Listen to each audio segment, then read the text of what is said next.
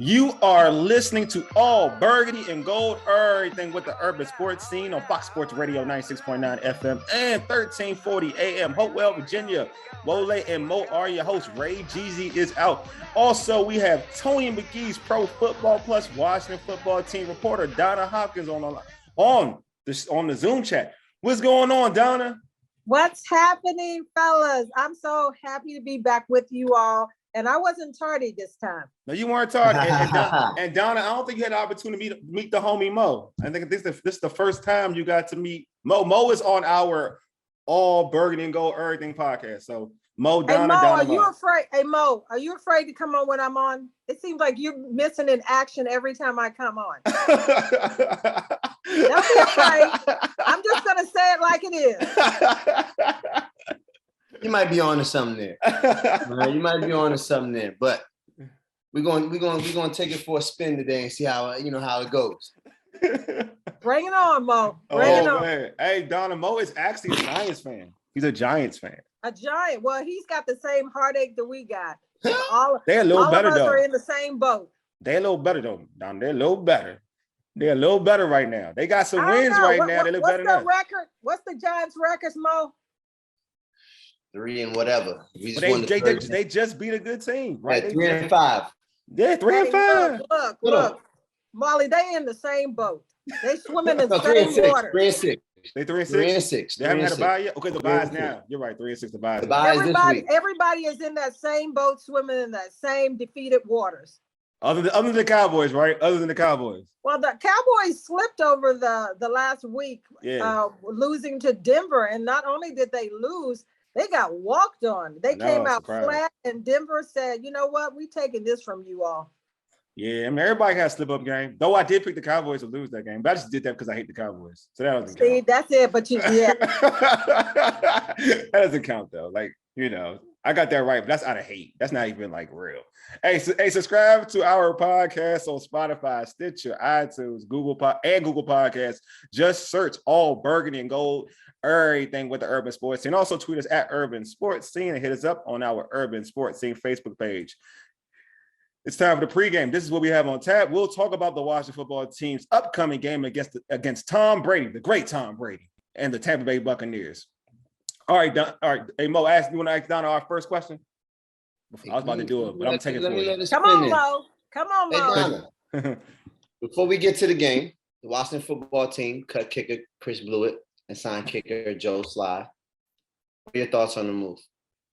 Well, let me just say something. They never should have cut Dustin Hopkins because he hit the winning kick for the Chargers, and it is what it is. They cut him, and as Coach Rivera said, it's hard to find good kickers. So why they released Dustin Hopkins when nothing was out there, I don't understand that move either. It just kind of like tells you a little bit about this team and where they're headed with their thinking. But I thought that that's a good move because this is a guy that ended up getting 3 kicks blocked, 2 in one game. Mm-hmm. And if they would have kept him after this bye week and brought him back and left him on this team, I was getting ready to be the coach on this team. Because that was, I mean, he should have been cut after that last game when he missed those 2 back-to-back kicks where the ball didn't even get over the offensive lineman's head. Yeah, he should have been gone. Now, what do you have in this new guy? You don't know until he gets on the field because they had to bring in somebody. The pickings is slim. And when you look across the whole NFL, it's not just a problem in Washington with the kicking before they cut Dustin Hopkins. When you look across the NFL, that's been one of the major problems with kicking this year. I mean, it's been probably 3 or 4 teams that have cut their kicker, and Washington is picking up one that was cut by a team. And so, I mean, it was a reason why he was cut. Now, what do they get in him? You just don't know yet. But that to me, it was a move that had to happen. But is this guy going to be better? You just have to wait and see. But I'm still mad and salty, as Wally knows, about them still cutting Dustin Hopkins. And I was talking to Mark Mosley on Monday, and he was saying that definitely he wasn't a Hopkins fan, but he said that Hopkins was solid. When you look at his kicks wasn't getting blocked. and that he had been consistent for years. Everybody has a hiccup season, but if you're going to cut people, it's a lot of people on this team that can be cut. Yeah. Like my thing about like Hopkins and Donna's only mad because they share the last name. That's all. They share the last name. That's why she's mad. It's okay. I mean, he's family. What can I say? When they mess with families, all of us get mad. Exactly. So, that's what it is. Yeah. But you know what? My thing was like, I was all for like releasing him if you had a better option. Like that was my thing. It was never about like, when I saw like Blewett, when I was like, when he was on the practice squad, I was like, you shouldn't cut Dustin Hopkins for this dude. Like, don't do that. Like, look at the background. I'm a big believer, big fan of, even if you don't get a kicker who hasn't had any NFL experience, what you do want to see is a level of success in college. Like, that's my thing. At least have a level of success in college. Then you can kind of tailor it to me and say, you know what, let me give this guy a chance. When you haven't been successful in college, like if your percentage is low in college, you ain't kicking well in the league like that. Like there's a certain percentage you have to have in college to be a respectable kicker. It's true that you can find a lot of good kickers in all of college football in terms of that match for accuracy, not the leg power, but accuracy, right? If you're going to just get this kid because he has a foot, that's nothing. Like you want to be accurate. And then also to a point where you're talking about the blocks. And I'm really interested in how when they talk about trying out a kicker, like when you try out a kicker, are you doing it with people trying to block the kick? Because that's an element too. Like you can't just try out a kicker and say, okay, you've been perfect because there's no pressure. You're just kicking the ball. That's a different dynamic. So I'm interested to know how this process is with trying out the kick, even with the new dude and this new dude, like he's out of Virginia Tech. And I'm thinking to myself, all right, they say he went 12 for 12 in practice. That's why in the tryout, that's why he got it. But again, like how is the tryouts working out? Everybody knows when it comes game time on the major stage, practice is totally different from a game situation. And this is my thing. When you got a kicker that hadn't kicked in 5 years and had not kicked in the NFL ever. So to me, I was like, and I've been out there to practice and they don't get to practice special teams as much as they would some of the other positions, but they do practice special teams a little bit more. But I'm with you, Wally. I didn't see them going up trying to block kicks and all of that stuff in practice, which is another thing. But my thing is, after he missed the first game, I would have been saying, let me see what's going on, because those two that he missed in the following week, those were major kicks that changed the dynamics of the team. I think about Pittsburgh, who lost their kicker a couple of weeks ago in the first half, and it was a nightmare that they won that game, against Cleveland. But special teams is so key overall, and I don't know if they've got this position right yet, which may be Achilles' heel. But like I said, if you would have left Hopkins alone, he was better than anything out there and anything that you were bringing in. And then you deal with it, because it wasn't like he was missing all the time. But guess what? Maybe he just needed a change of scenery. I think he needed a change of scenery. Because Peter went out with the Chargers and won a couple of games for them with his kicks. He hasn't missed any extra points. And then he had the game winner on last Sunday. So did not say any more about that decisions. And then, go ahead, Mo. I think the move just goes to show what we already know about this regime. They love bringing in their former Carolina Panthers. He's a Panther, He's a former Panther. When he came to school, he played for the first 2 years. I would say he's had some success in the league. Yeah, some. He's at an 80% clip for field goals. I mean, 8 out of 10 field goals isn't too bad. I mean, as long as your 2 field goals aren't losing the game, I think most people would live with that. He's 65 for 81 over the course of his career, 80% clip. I don't know what the situation was this year. He's played with 2 teams in a matter of 6 games. 2 teams. And this will be his 3rd team this year. Yeah. Well, that says a lot. That says a lot. You've already been with 2 teams, and this is your 3rd go around. Your 3rd team in 1 year. But the same season. But see, you know what, Don? You said something too that I want to tackle on before we go to the next one, Mo. But I do want to tackle this about like this regime with, with Coach Rivera. It's like, it's questionable. I think a lot of people tend to like want to have like everything's all rosy, it's the rebuild or whatever, this, that, and the other. But also it's all about decision making. Like we're looking at this situation where, you decide to cut a kicker for a lesser talent just because I guess the outcry was out there. Like the outcry, like that was the thing. I think the outcry was more the reason that you cut the kicker rather than just using your football knowledge. Because we're using football knowledge, because you just said it, right? You just said it. Like it's scarce out there. I had a kicker that I thought was, just as good as Dustin. I was saying you can go get Dan Bailey. That's a guy who had success in the league, but they didn't go that route. Whatever it is, what it is. But you decided to bring in a kid, Blewett, who was working at, was it UPS or something like that? He was working at UPS. He was working at UPS. He probably kicked in college like for a year or two, for real. Like, so he really wasn't a kicker.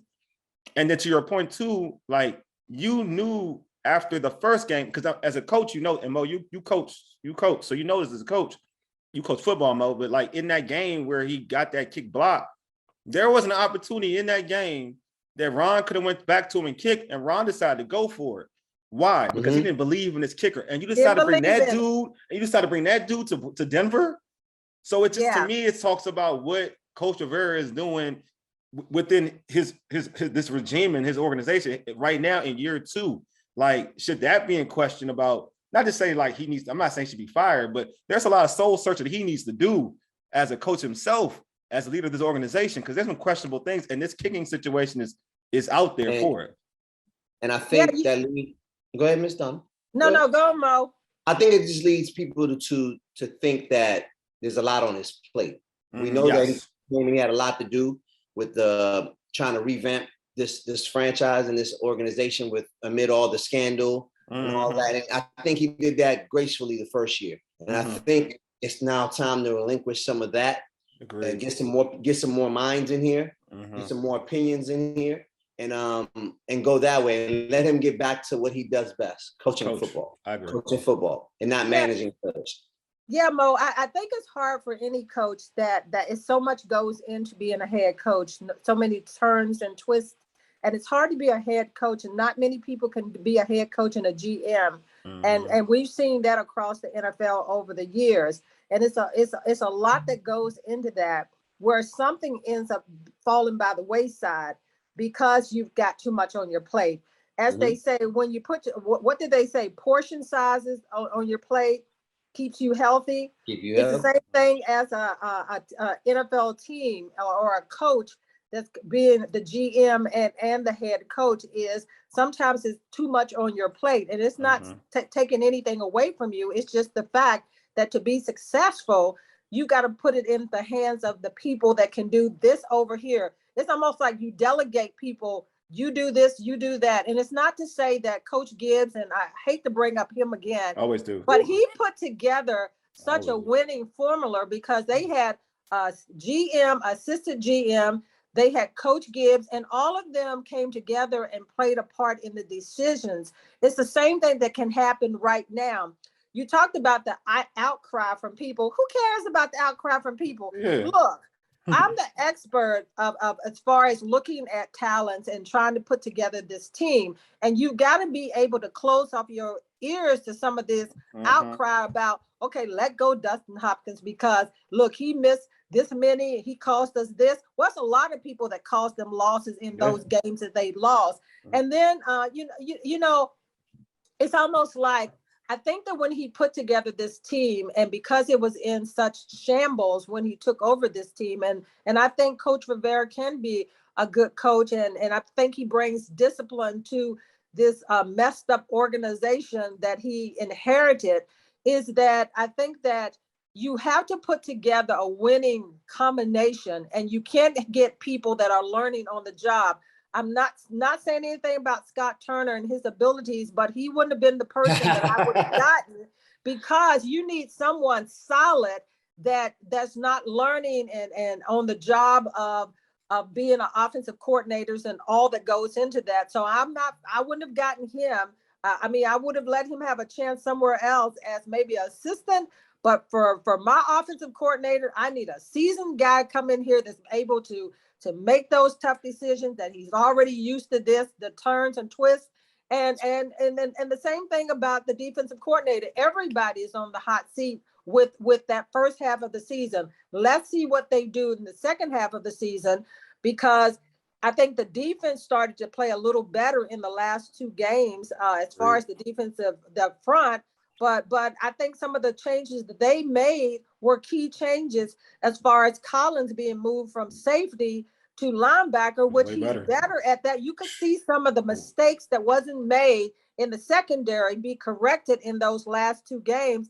And he's talking about, man, I don't want to move from that. Look, you want to be on this team still? And guess what? You're a better player playing as a linebacker. And Curl should have been starting in that position from day one, because he was solid last year. And you could see that St. Juice is playing a lot better in those last two games. But let's see how, the defense steps up the second part of the season, and if they get better, and if they're that defense that we all expected. But again, I think that the decisions on some of the personnel that was brought in here is what is hurting this team right now on the offensive side of the ball, because I think that Scott Turner calls some good games, but they don't know how to make adjustments after halftime. And I haven't seen that, from game in and game out. I ain't say nothing to Donna about Scott Turner. So FYI, let you know this. I didn't say anything to Donna about Scott Turner. I heard you say a lot about the second half of the season, right? And we know who comes into town this weekend. The Super Bowl defending champion Tampa Bay Buccaneers and Tom Brady. Talk about a well-lit a well-run organization. They lit. They lit. and a former Washington football team player in Scott Bowles, who is the defensive coordinator. And with all the injuries that they've had on the defensive side of the ball, he seems to know how to still get that defense up to play and to still play as strong as ever.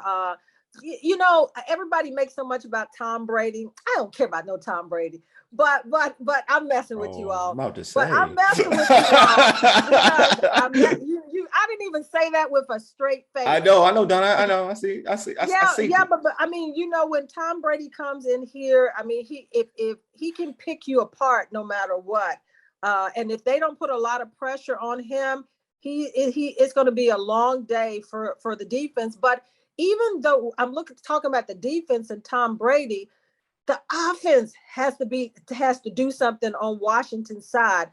Taylor Heineke had a terrible four games. He looked like he digressed as far as his decision making, holding on the ball too long. I mean, with the quarterbacks, you know what? I don't even know what to say about the quarterback situation. From day one, I knew that was going to be their Achilles heel on the offensive side of the ball. And Wally can attest that I said during training camp in Richmond, you said that whether it was Fitzpatrick, whether it was Taylor Heineke, whether it was Cal Allen, she said all is bad. Still was not going to be the right guy back there as on this team as the quarterback. And it's been proven right now. Sure. And Tony McGee always talks about if Fitzpatrick would have been in there, would he have made the difference? We don't know, because Taylor Heineke, if I could put a Taylor Heineke as far as his running abilities in with Fitzpatrick, and then maybe Fitzpatrick's knowledge and whatever, then maybe you would have a quarterback that you could go with for a little bit. Is the franchise quarterback on this team? Absolutely not. So coming off the bye week, is there anything that Washington can draw from last year's playoff game against Tom Brady and the Buccaneers to be successful and get a victory this week? Last year was last year. Close that box and let it be. Fair enough. Yeah, because the thing about it is that Tampa Bay's defense is beat up right now, and Washington's offensive line is beat up where they lose Chase Roulier. Their center, and that was a major loss. And Sheriff, they don't have him there. And Sam Cosmos. Cosme, they don't have him. So you're looking at 3 starting linemen that you're missing, and then it's injuries in general across there. And the offensive line had been one area that had been playing consistent for this team because they was ranked tops in their run defense and also tops in their pass defense. But now with the injury, so I think that you throw out the window. And I don't even think that you can say if Washington look at that game last year, the playoffs, and they say, oh, this is Tampa Bay and this is what we did. That was then and this is now. And you got to look at what this team has done all season. They are 2-6 for a reason. As Coach Rivera said, we are who our records say that we are. Now, they can, going into the second half of the season, it's a tougher schedule. But if I don't know, by week, what did they work on? Did they, do some things with Taylor Heineke that is going to calm him down again? And the running game to me is one area that they have to really develop, that if they can run the ball and on first and second downs, they've got to be able to get 7 to 8 yards on that first down or that second down, because the third down, they are horrible. And in the red zone, they are even worse. It's almost like a scary movie when they get inside the red zone. So, speaking of that, what would you like to see improve compared to what we saw before the bye week? I think that from the offensive coordinator, I think that he has to be better in the second half of the season in what he calls. Right now. You're speaking of Wole's heart right now. Yeah, and what the thing about it is he knows what he has in Taylor Heineke. So I think that he has to be more creative in his scheme and in his offensive play calling. And I think that I like to see Taylor Heineke be better. I don't know if that's possible because he doesn't have a strong arm. But if Samuel, what's that? I like to see Taylor Heineke not throw the ball 40 times a game. Well, that's what I was telling you. The running game, game has to be established. And I think that what they did in the last game is that J.D. McKissick had the ball a little bit more in his hands. And also Patterson, I like to see them put him in a lot more, because I think that he just has a natural Gibson to me is a wide receiver that you're forcing to be a running back. You see some glimpse of him being successful in some of his runs, but he's not a running back. So to me, put the ball into J.D. McKissick's hand, and Patterson's a little bit more in the backfield. And not only that, the thing about them is they get behind so quickly that they have to pass the ball to play catch up, and then they go away from the running game. But I think that you have to establish the running game in order to set up the passing game. And I hope they get some bodies back as far as the wide receivers, because I think that, you put so much pressure on Terry McLaurin because some of the other guys are not in there. And I like to see Thomas get back. If hopefully they can get him back on the field. But Ricky Seals-Jones has done a pretty good job while Thomas has been out. But I just think that it has to be better play calling from Scott Turner. Then it has to be better play as far as from Heineke. And then I think they have to establish the running game. I think that the defense showed that they started to play a lot better with the changes they have made. But right now, it's got to be on the opposite side of the ball. And we already talked about special teams. I think Carter has done a tremendous job in returning the ball. But the last couple of games, they went backwards as far as that goes, too, because the special teams did not have good field positions. Mm-hmm. And let's just say that the nightmare of the situation with the kicking game, we already talked about the special teams. So I think them establishing and sticking to the running game and doing a better job on first and second downs so that they don't put themselves in a bad situation on third downs, to me, is what needs to improve. No, I agree. Go ahead, Mark. Go ahead. I was interested to hear who you were going to name. I was surprised that we didn't name William Jackson, the cover, the free agent signing. There's a reason why I didn't say that. because they have been playing better without him on the field. Yeah. Ooh. So look. I think they all. I actually am a firm believer in like running the football. I think it helps the defense. I mean, you've seen that because you're limiting to see the defense on the field because you win the time of possession. When you win the time of possession, defense doesn't have to worry about having X amount of stops. You know what I mean? Now you're limiting their time on the field. They're more fresh. There's so many things that can happen when you're not throwing the ball 40, 50 times. I'll give Scott Turner some credit. He has run the ball more. Yeah. But I feel like that's because, again, it's this whole outcry thing. Like Patterson should have been tried to play, to your point, Donna, this three-headed monster. Like they should have been tried to run. And not to say that like all of them don't need to get like 20 carries. You can split it up with any way you want to split it up because Gibson is still trying to learn how to be a running back and his body isn't holding up. You know what I mean? It's just not holding up. McKissick. Well, I like to see them use Gibson as a receiver out of the backfield. That too, all of it. Because when they use him that way, he becomes a different weapon. He's in space. So you got him out there, and I think that I would like to see J.D. McKissick or Patterson back there, and then even have Gibson sometimes back there, but use him as a receiver coming out of the backfield because I guarantee you, he would be better in using him that way. Oh, I agree. Scott Turner's the offensive coordinator, so it's just so hard and so difficult when you use your offensive coordinator to come up with any type of, real play or game plan. I really when you said like, oh my God, you just hit it on the head earlier. Once she said that, Ron just got somebody who's just not experienced at calling plays, I was like, yes, like finally somebody gets me. It's like this is the thing I was preaching. It was like this is why, and I know, I mean, it's some of his fault too, but you got a young quarterback in Dwayne Haskins. You bring in another unexperienced play caller to work with them. How does, like, you're not even setting that dude for success. Again, Dwayne messed up. That's on Dwayne. I'm not even saying but you're not cultivating an environment for this dude to be successful. You bring another unknown dude who is green and calling plays. Opportunity, right? I believe in giving everybody opportunity. Yeah, he's another Carolina guy as a kicker, as a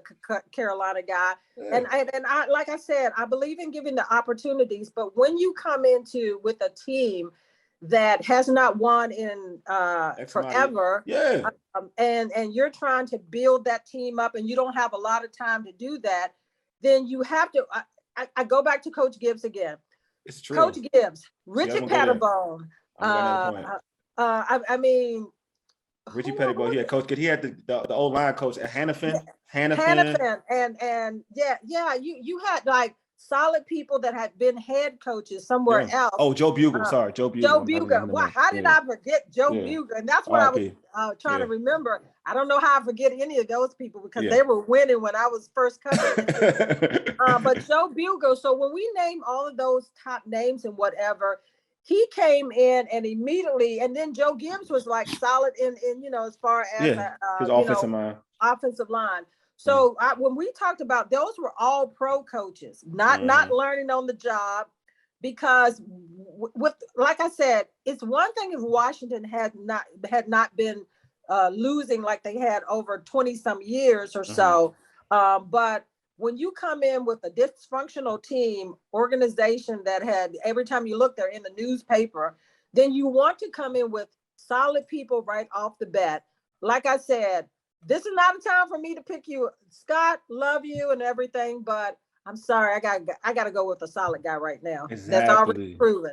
Exactly. They could have kept Kevin O'Connell. Like Kevin O'Connell. That's what I'm saying. Look at him now in LA.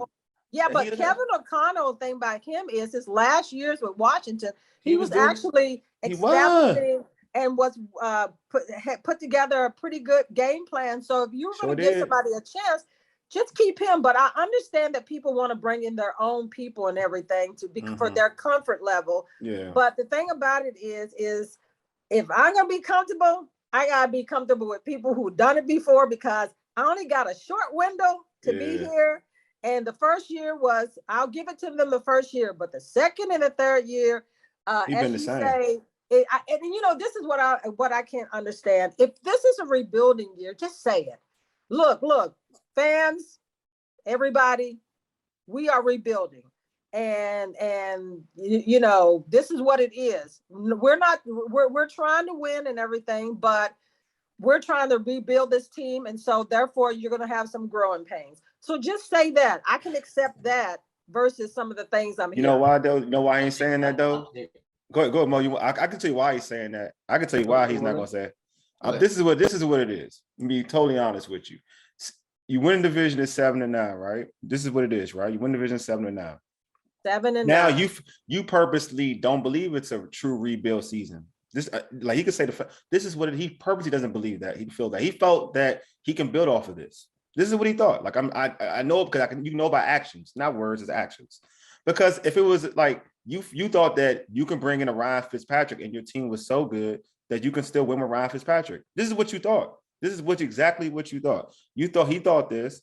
That's why now he tried to make that excuse. Well, I wish we didn't win the division 7-9. There's things he stated in that even that offseason to make him feel that like, okay, we're going to play well this season. He said that I'm going to use Tampa because they're playing Tampa. Use Tampa an example. He said that y'all say that we had a weak division and this, that, and the other, but arguably y'all also said that we were Tampa's toughest team on that road to the Super Bowl. He said this out of his own mouth. So lets me know that he believed that he thought this team was ready to take steps. So that's my thing. Like now it's like he's teetering on the rebuild statement, but he's not even like you said, like he don't even believe it. Like he's using that now. He's trying to say rebuild because he wants to use that excuse. But as a coach, he didn't believe rebuild. Go ahead, Mo. Now you wanted to say something. The worst thing that happened to this football team, they made the playoffs at 7-9.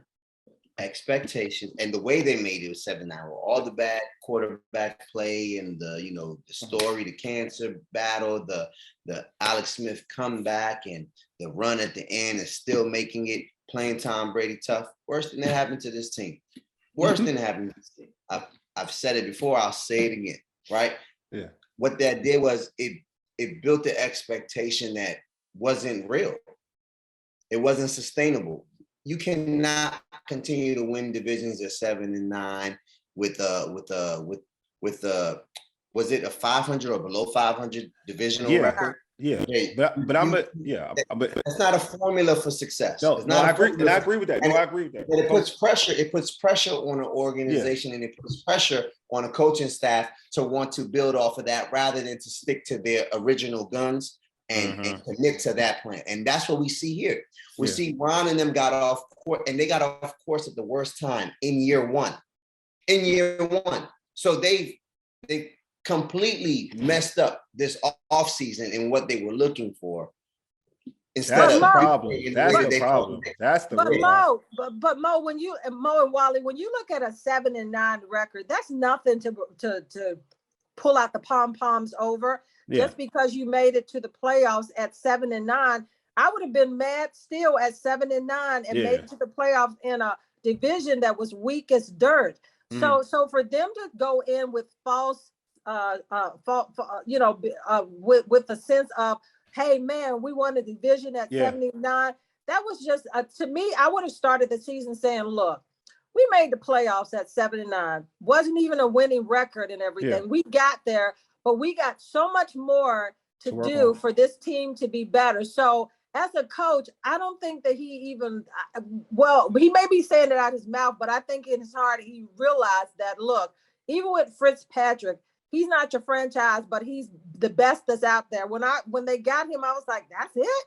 Ain't the best thing out there. But I still don't think that he thought that this team was going to be looking at the record and looking at the schedule. I still think that in his mind he says, look, this is going to be the tough year still because we still don't have all the pieces put in place. And that's what I would have said at 7-9. Looking at last year, I wouldn't have even been thinking about that was a successful year because to me, you barely got into the playoffs with a losing record. So it's like I would have come out to say, look, we still got so many pieces to put together basically on the offensive line and a defense that came out looking like you're supposed to be the strength of this team and you come out looking like that. So I just don't think that fans or anybody thought about that looked at the bigger picture that last year was last year, and it wasn't that successful. You Yeah. made it to the playoffs, but nobody saw you making it past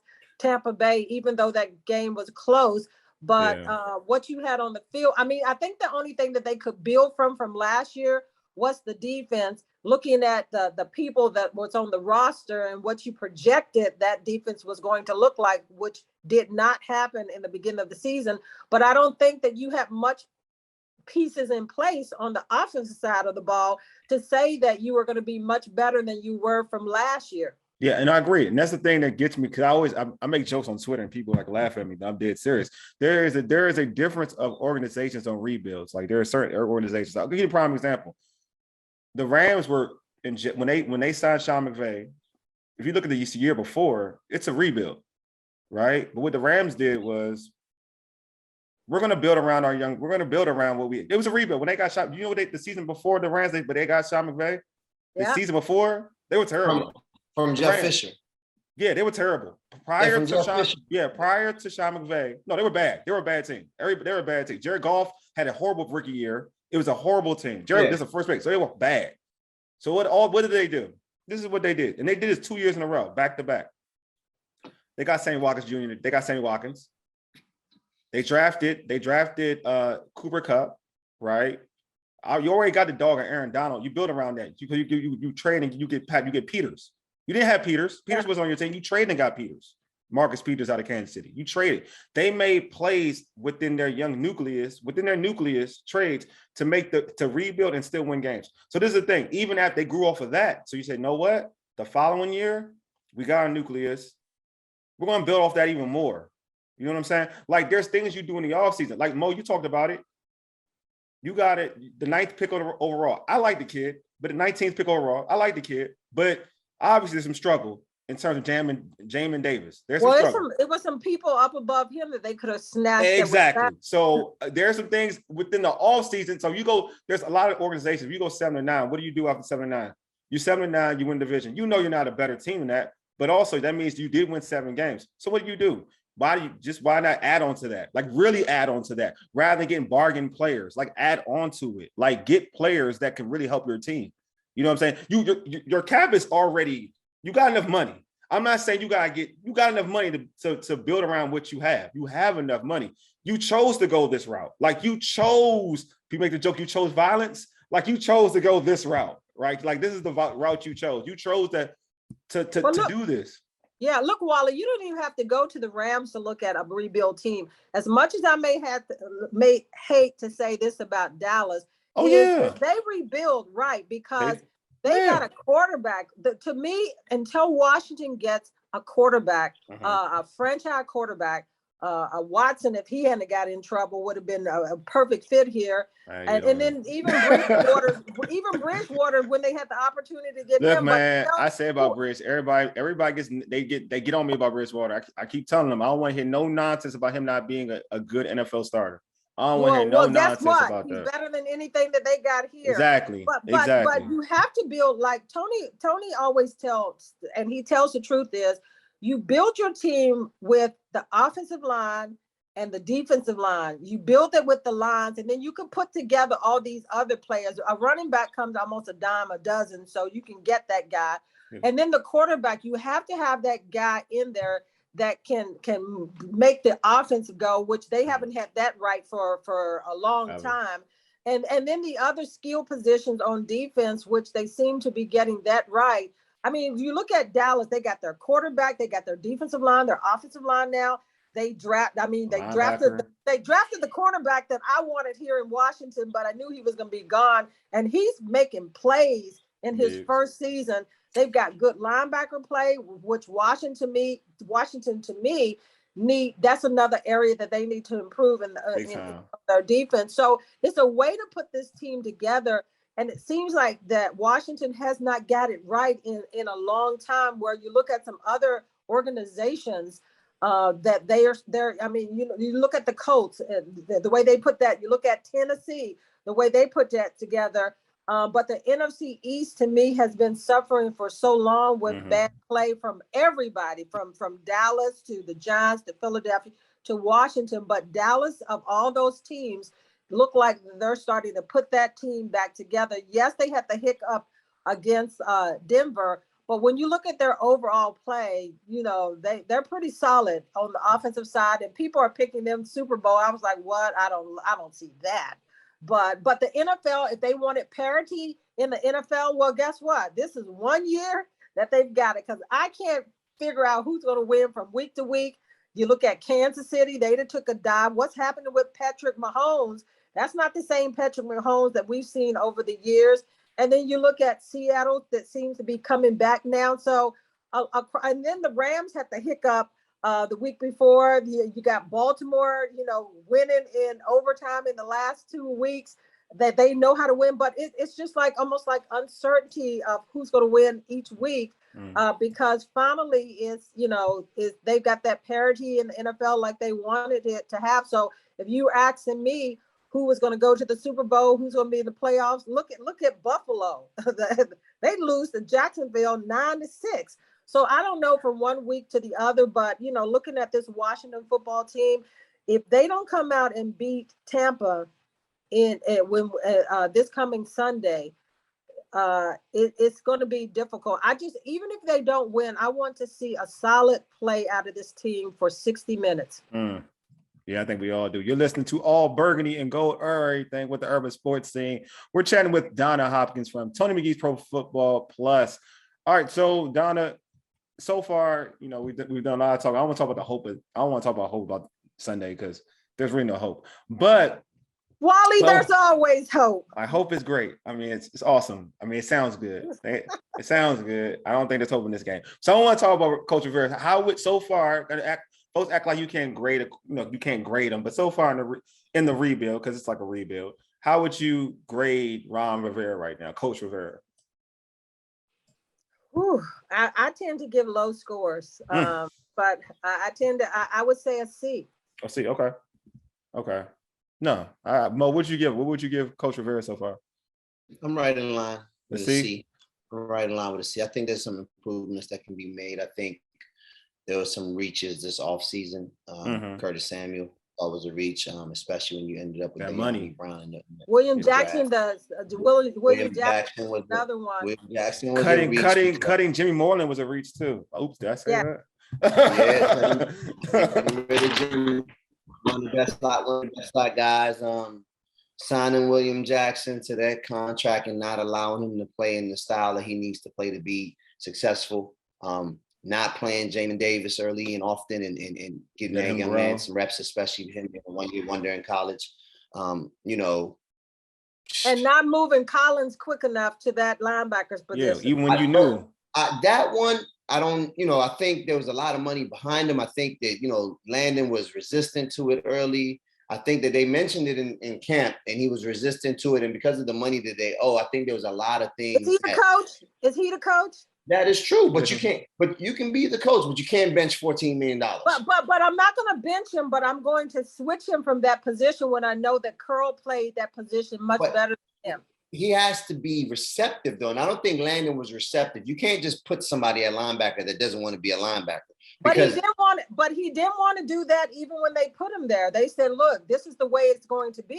I think it's a little different, though, Ms. Donna, when you do it mid-season after I can show you some game tape. I can't tell you, I can't just do that in the offseason after you're coming off an Achilles and you're owed this kind of money. I'm giving you 2 weeks. If I see some bad play or whatever, but you know what's so messed up? But you know what's so funny about that? Like though, but even in camp, to be honest with you, because folks were talking about, but even in camp, I saw him in camp. Yeah, so Donovan, everybody say he look good in camp, though. They say he look good in camp. But that's not game situation. I know exactly, Donna. That's my problem. Why do people keep doing this, Donna? I know I agree with you, Donna, because everybody does this every year with Washington. This is one thing I hate about Washington. Every year in camp, someone's always gassed up. Like Landon, and I was like, Landon's coming off of an Achilles. There's no way that in my ears, I've never seen anybody come back from the Achilles and play off the bat in football. I've never seen anybody return to being great. This is my question to Mo. Mo, you said that how can you not switch him with the money he made? Well, I'm going off of what he did last year when he played that position and he struggled mightily before the Achilles injuries and everything.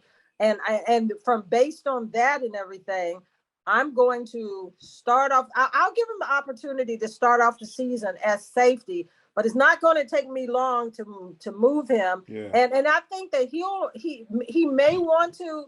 He's upset that he's not playing safety, but I think in the long run, which is going to have his. I think it'll prolong his career. I definitely think it'll prolong his career. I think it'll prolong his career. I think it's the right football move, but I just don't. Yeah. I don't disagree with the way that he did it. I mean, I think you said 2 weeks. Other people said to the bye week.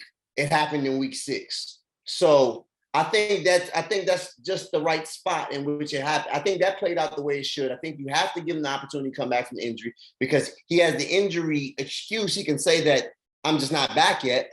And Cam Curl, Cam Curl played well last year. He excellent young man. He's going to have a good career and all of that. But $14 million is $14 million. But guess what? It's about L's and L's and W's. And the thing about it is they waited so long. The play in the secondary was so poor that I mean, this is the NFL. These are professional football players. And in the secondary, they look like that they were totally lost.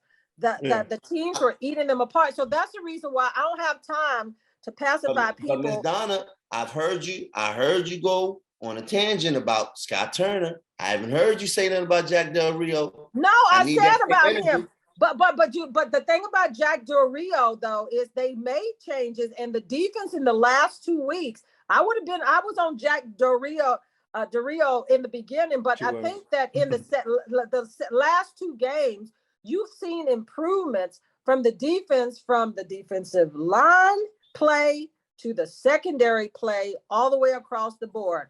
And so I can't say that about the offense because I'm with you, but I think we can only say that about the last 2 weeks. Well, that's what I'm saying. Only the last 2 weeks because before they made these changes with changing up players as far as letting Jameson Davis play a little bit more because he's going to learn is to be out there. And then switching, Collins, and then you got some of the other. William Jackson is not in there, so that play has been better right there. So what I'm saying is maybe they waited too long to make these changes because you're talking about 2 and 6. So I'll give in 4 weeks in playing in the NFL. If you see the same terrible play in the secondary, you should have already made those changes 4 weeks into the season. It shouldn't have taken that long.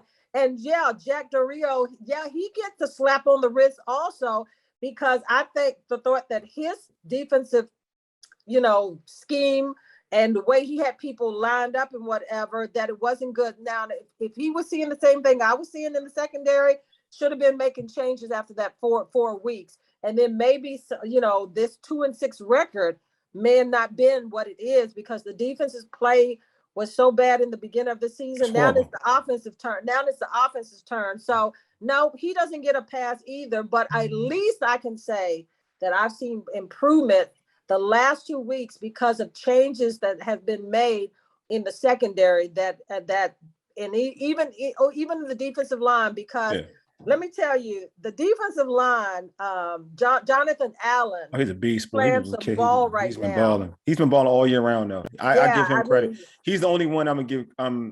Chase Young is struggling in his second year. I mean, he's struggling a lot with. You got to develop a counter. You got to develop a counter. You know what's so but something about Chase? You're right, Mo. Because Tony McGee constantly says that that he's got to have more than one move. But I mean, you know what? It's just like he's been taught. Like we had Lake on like a couple weeks ago, and I do kind of agree with what Lake said too, because he was coached by the same dudes. They all were coached by in Ohio State by the same dudes, and they were all they pretty much did the same thing. In Ohio State, he had like a counter to Ohio State. But like, they were I do think, they were immensely talented. I know, but they were Chase. I'm a Michigan fan. I watched Chase. Like I watched Chase, and I used to hate on Chase, but I watched Chase, and even he had counters. It's a lot of things that I feel like to a certain extent what Lake saying and what Lake said on the show, is that I do agree. Because I had to think about it. Like something about this organization, this team on defense, like they overcoach these dudes. Like Jamin Davis not playing, like you just said, like that's overcoaching. Like you're doing way too much when you're playing, like to a certain extent, and not letting these dudes just do their thing. You're worried about technique. You try let them go out and play. Technique, no, Wally, but technique is different. I know, but it's like everything. a different level. Like it's a different level what they're doing. Now these dudes are thinking, like you can see, like you watch Chase, you thinking too much. Like you gotta play. When you thinking and not reacting, you already lost. Wally, this is the thing. Look, when you go from the college to the pros, when you went from high school to college, your dribbling had to be better in the college. Tighter, yeah. You had to what did you have to do? You had to work those extra hours. You had to go with you had to get whomever you needed to get to perfect what you needed to make you a better college player. So I mean for technique is so key. No, I agree. It is. And the thing about it is when you look at his technique and some of the things that he's doing, it's almost like get your hands down in the dirt. It's almost like your feet work. All of those things play on as far as the defensive end. And you can see Montez Sweat starting to play a lot better in the last 2 weeks because he looked like he was getting pushed around also. Yeah. So my thing is I'm not giving anybody a pass. Obviously, I see. No. Hey, Mo, you're with me, right? No passes for nobody. And unfortunately for Chase, it doesn't get any easier. No. Montez Sweat is out for up to 6 weeks. Yeah. That's the thing. That's gonna hurt Chase. That's gonna hurt Chase a lot. You know what I mean? Like that's what I mean. Now the double teams are gonna come. Now the chips are gonna come. Yeah, that's my thing. Now it's time. You know, even in the system, regardless of with the system, whatever you want to use, like it's still up to you to produce. You know what I'm saying? Like if you're gonna be that guy, I mean, you heard me say it. Like like people get chipped all the time. Dominant dudes get chipped all the time. Like I don't like the chip excuse because I hate it. I hate double team excuse. I hate chip excuse. Von Miller got double team. JJ Watt, little brother, TJ Watt get double team. Do you not watch TJ Watt get three sacks? Like you do not think they double team him? But those guys bend a little different than I know, but I'm just saying, like when you're that guy, I agree, but I'm saying when you're that guy, regardless of like how you're like you're supposed to be that guy. Like I watched Reggie White grow up, like, bruh, like that he got triple team. Reggie get double team, he still give you like 12 plus sacks. You know Charles Mann, even locally here, got double team. I'm gonna pick up the telephone and say some of those great people that you just called on that's still alive and whatever. I said, hey, some of the local people here, I was like, look. You were great and whatever. Could you work with me, outside of just that? Fact, show me some different moves. Show me some things that help my game and whatever. You got Charles Mann in this area. Yeah, you gotta put in the time to perfect whatever. If I'm struggling, whatever, guys, during the bye week, I'm calling one of those guys up. I ain't going nowhere. I'm like, hey, could you come over here? Work with me. Tell me what I'm doing. Let's look at film together so that, I can help myself in moving forward.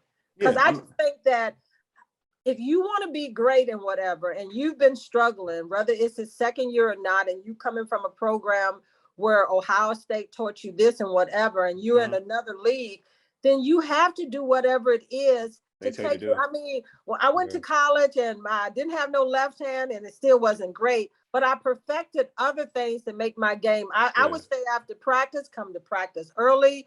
I would come in the morning before classes, whatever it took for me to be a better ball player.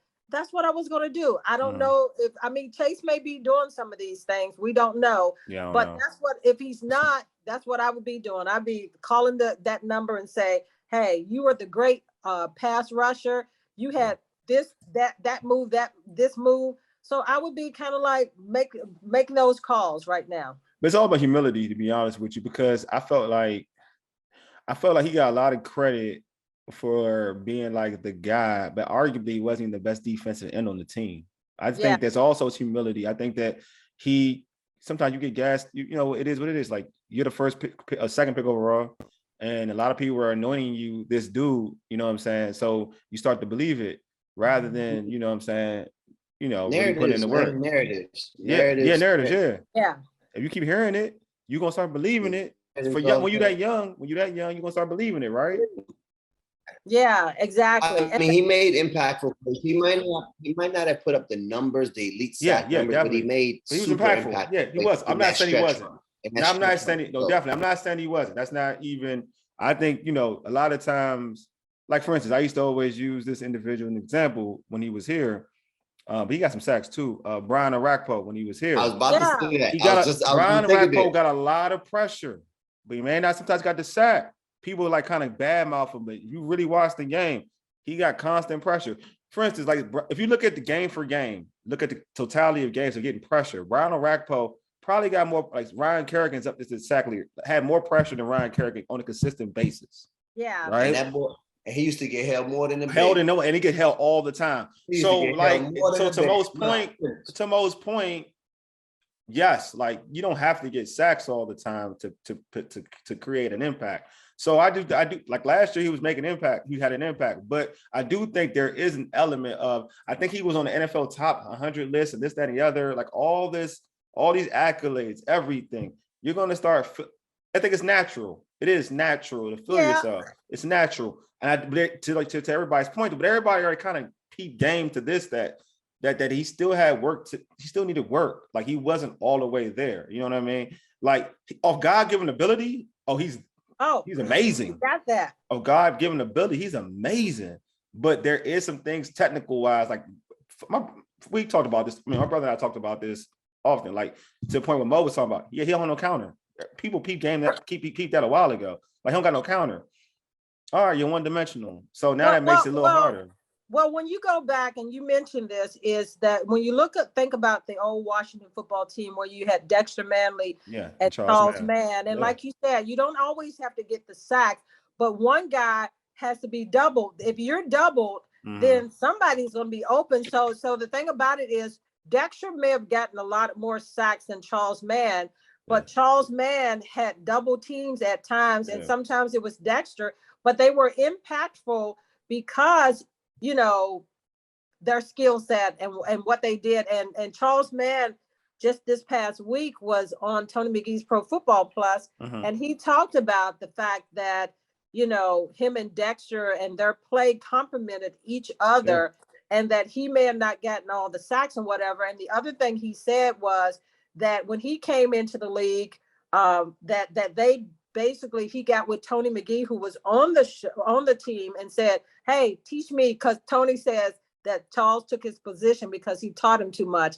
But he wanted to, you know, have more than that one move. And that's the reason why I said that you have to get with guys that can help you develop that, whether it's your coaching, but whether it's somebody on the coaching staff or so forth that helps you with that. But I think Chase Young is going to be an outstanding player if he doesn't put extra pressure on himself, to just because he's not getting the sacks this year, and just because he may not have the season that he's having. Then the thing to me for him is to just say, look, I'm going to get there, but I think he's just experiencing some second year, you know, jitters. That's the learning edge that now people may have figured out him. He has one move. This is all we have to do. You think about it, he's going up against some offensive linemen that have been there for years and that knows how to counter a player that has one move. So he'll get there, but you just have to keep improving your craft. Definitely. Well, Donna, I appreciate you being on the show. We love it. You know what I mean? I love having you on. You already know that. Mo, it's about time I got to go. This was not even a competition. This is not even this was. That's right. This was insightful. This was raw. This was real. This was excellent. You know, I was just here taking it all in. And well, we all took off the gloves, and I think that's the thing about what, you know, that people want to hear is just take off the gloves and tell the truth, because it's no sugarcoating this situation here in Washington. People have been in, you know, the fans have been for 20 some years with an organization that hasn't won, and they had their hopes up this year and coming in to thinking that this team was going to be better since they were, like you all said, 7-9 last year and went to the playoffs. So they had some false hope there. And then you start off the season, winning a game or so. But then the realness sets in, and then the fans are all mad again. But it is what it is. This team is 2-6. They've got a lot of pieces yet to put together before this team can be back to what we were used to back in the glory days and everything. But it's a rebuilding year, as they constantly try not to say. It definitely. And we're going to learn more in the weeks to come. Oh yeah, definitely. We're going to learn more. It's the heavyweight boxing match getting ready to take place this second half of the season. So, like I said, appreciate you all taking the gloves off and being for real, because I think that's what's missing a lot, is that people try to say, oh, you know what? It'll be all right. We the first half is what it is. And the second, we're, rah, you're trying to get there, where it's like, you know what? It is what it is. Yeah. And until we get pieces put in place, this team is going to be what it is. Definitely. I'm like, show me something before we can even talk that type of madness. Show me something this coming Sunday against Tampa Bay. Then maybe we could talk something. Then we can talk. But if you're gonna be consistent to what you're showing me, I don't want to hear that noise. So Donna, also let our listeners know what you got going down the pike, and also let our listeners know about your social media.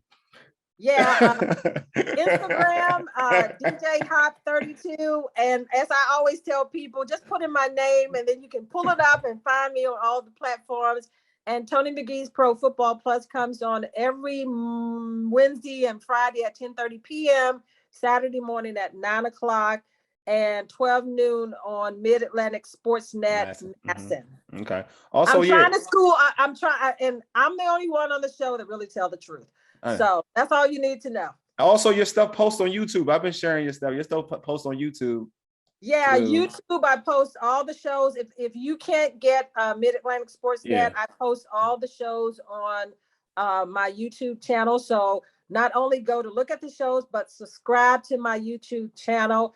And then I post other things that I'm doing in the community also. So that's dope. So dope. Shout out to you for all of that. Yeah, and the YouTube channel says it's like the Tony McGee show, right? I know, yeah, right? Yeah, Tony McGee's Pro Football Plus. That's that in, and it there we comes go. right up. And also, if they don't go to the YouTube channel, they can go to Tony's RedMagPlus.com, his website, and then all the shows are posted there. So you have different ways that you can tune in and check out the show. And we've got great people on there. Gary Clark is on there. And then this week we had our alumni show where Charles Mann was on there, Mark Mosley, and the following week will be JB from CBS Sports. So we get to kick it with a lot of great people. So awesome. So yeah, and also you can follow Donna on Twitter at Donna Hopkins _. See, I had to say that, Donna. I said that for you. Every once in a while, well, Wally, I have to say that he said, Donna, you got to go on Twitter and talk to the peeps.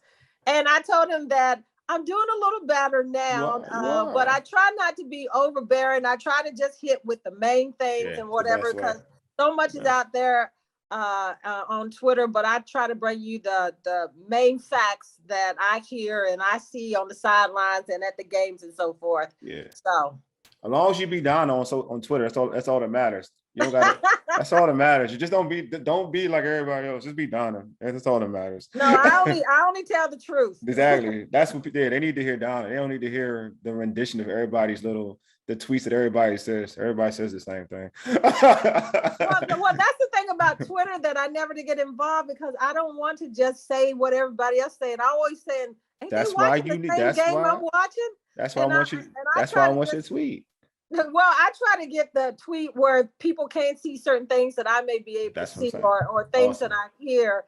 I try to hit them with that. So I'm only going to come on Twitter and say those things, but I'm not going to be on there all the time, Wally. Yeah, I ain't saying you don't got to. I mean, that's good. Look, the little we get It's good enough.